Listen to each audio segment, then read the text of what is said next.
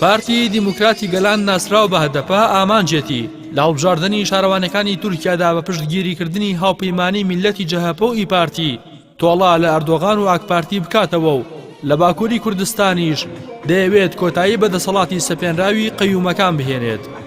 وەک زۆرینەی هەڵبژاردنەکانی دیکە هەدەپە لە بەڕودۆخێکی سەخت و گەمارۆدراودا بەشداری هەڵبژاردن دەکات و زۆرینەی سەرکردەکانی بە سەلاحەدین دەمیرتاش و فیگەن یوکسەکداغی هاوسەرۆکانی پێشووەوە لە زینداندان و سەرۆکی گشتی ئاکپارتیش لە هەموو بانگەشەیەکی حیزبەکەیدا بەشێکی وتارەکەی بۆ هەڕەشەکردن لە هەدەپە تەرخان دەکات.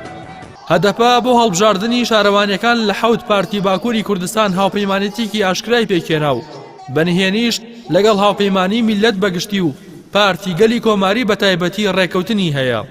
لە ساڵی 2016ەوە پاش سەپاندنی باری نائاسایی پەرلەمانتار و سەرۆک شارەوانەکانی هەدەپە کەوتنە بەر شاڵاوی پاکتاوکردن و زۆرینەیان لە زیندانەکان توند کران بە جۆرێک لە کۆی 104 سەرۆک شارەوانی ناوچەی باکووری کوردستان بە پاساوی جۆرا و جۆر کە دیارترینیان لە یانگریکردنی پەکەکەیە 94 سەرۆک شارەوانی لە هەدەپە سەنرابەتەوە و لە ئێستاشدا چل لەو سەرۆک شارەوانیانە لە زینداندان.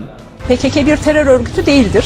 Biz PKK'yi silahlı bir halk hareketi olarak tanımlıyoruz. PKK'ye kimse artık terörist diyemez. پارتی دیموکراتی گەلان دەیەوێت لە هەڵبژاردننی شارەوانەکانی کۆتایی ئازاری ئەم ساڵدا 120 سەرۆک شارەوانی بەدەست بهێنێت و ئەو شارەوانیانش بەدەست بهێنێتەوە کە حکوومەتی تورکیا قەیومی لە شوێنیان داناوە و لەو پارتەی سندوتەوە.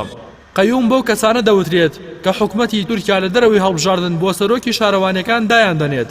ئەماش دوای ئەوەی سەرۆکە هەڵبژێردراوەکان بە پشتگیری پەکەکە تۆمەتبار دەکرێن. تورکیا لە 14 حوزەیرانی 2016 یاسای قەیومی لە پەرلەمان پەسەند کرد. بەپێی یاساکە دەسەڵات بە وەزارەتی ناوخۆ دراوە ئەو سەرۆک شارەوانیانەی پشتگیریان لە پارتی کرێکارانی کوردستان کردووە لە کار دوور بخرێنەوە و لە شوێنەکەیان کەسێکی دیکە کە لەلایەن دەوڵەتەوە دەستنیشان کراوە دابمەزرێنرێت. هەدەپە بۆ ئەم هەڵبژاردنە ئەحمەد تورک سەرۆکی پێشووی شارەوانی گەورەی ماردینی کاندید کردووە کە لە هەڵبژاردننی پێشوودا لە ساڵی 2014 180,000 دەنگی بەدەستهێنا و دوای 2 ساڵ حکوومەت لەسەر کار لای برد و کەسێکی دیکەی وەک قەیوم لە شوێنی دانا.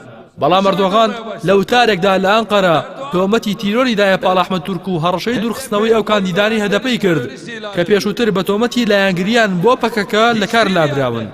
سەرۆکی گشتی ئاکپارتی وتی ئێستا بەرامبەرتان کاندیدێک بۆ سەرۆکی شارەوانی مێردین هەیە. ئێمە تا 5 ساڵ چاوەڕێ ناکەین ئەو سەرۆک شارەوانی بێت و قسەی لەگەڵ نەکەین. بەڵکو دۆسیەکەی لەژێر چاودێریدایە و بە گوێرەی ئەنجامی هەڵبژاردنەکان هەنگاوی خۆمان دەنین. Belediyelerinize gönderilen paraları Kandil'e gönderen sizsiniz. Niçin buralar kayyuma teslim edildi?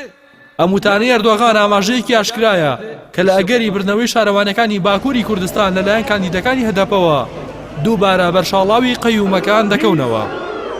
بۆ ڕێگرتن لەو مەترسیەش هەدەپە لە ئەستەمبوڵ و ئەنقەرە و شارە گەورەکانی تورکیا پشتیوانی جەهەپە دەکات بۆ هیوایی لە دوای بەدەستهێنانی سەرۆک شارەوانەکان ئەو حیزبە ڕێگری لە گۆڕینی سەرۆک شارەوانەکانی هەدەپە بکات. پارتی دیموکراتی گەلان شارە کوردەکانی بە ئامانج گرتووە و لە کۆی 23 شاری باکووری کوردستان لە 18 شاردا کاندیدی هەیە و لەسەر ئاستی تورکیا بۆ 30 شار کاندیدی دیاری کردووە.